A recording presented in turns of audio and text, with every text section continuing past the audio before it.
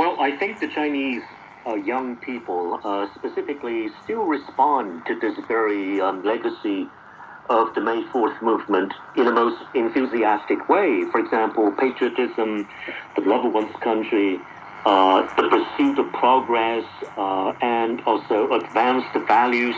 They're all actually on the radar of the young people at this very time. So it is quite relevant to say that the May 4th spirit are actually still alive. I mean, the fire of that very spirit is still kept alive out there on the street. It's very relevant and very kind of being in direct connection to the young people here in China today. But I mean, when you talk about patriotism, I mean, unlike the young students back in 1919, they need to fight for the independence of our nation. The young people today, we are living in a country that is much stronger, closer than ever to the center of the world. But how do we express our patriotism, and how do we find our meanings of life? Well, that's a very good question, Jolene. I think patriotism takes on a different meaning and takes on have very different connotations nowadays.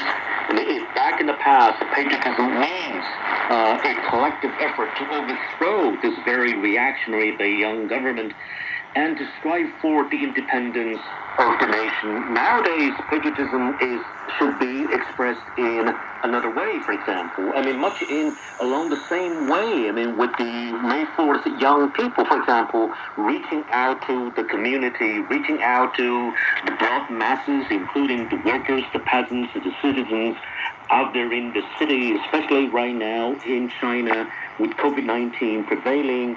And the young people, the young doctors, young scientists, the young teachers and students are all working, in a sense, to overcome this great crisis in our society. And so I see a continuity, an extension of this effort, this patriotic effort to save the nation, to save the people in need in time of crisis. And so in this sense, it is carrying on. It is a carrying on to save the nation in time of crisis and to help those in need at a crucial time for our future success. Yes, actually, when you talk about the time of crisis, that really reminds me of a very controversial Chinese film directed by Guo Jingming called Tiny Times, because critics say that is a reflection of China's me generation. So is it the case that when you live in peaceful times, then you do not need to face crisis, and you does not need to worry about your food and shelter?